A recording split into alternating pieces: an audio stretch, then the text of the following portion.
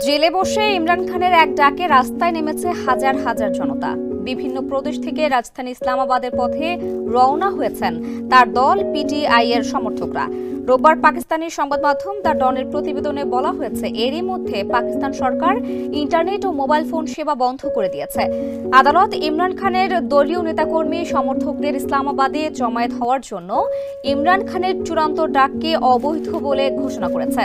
তবে দেশের বিভিন্ন প্রান্ত থেকে পাওয়া খবর অনুসারে পিটিআই সমর্থকেরা এসব প্রচেষ্টা থোড়াই কেয়ার করছেন। এর আগে গত 13 নভেম্বর ইমরান খান সারা দেশে বিক্ষোভের জন্য চূড়ান্ত ডাক দেন।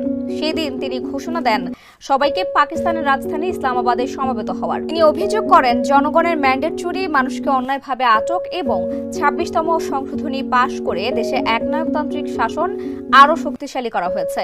2023 সালের আগস্টে ইমরান খানকে গ্রেপ্তারের পর থেকে তার দল তার মুক্তি এবং 8 ফেব্রুয়ারি নির্বাচনে কথিত কারচুপির বিরুদ্ধে দেশব্যাপী বিক্ষোভ চালিয়ে যাচ্ছে।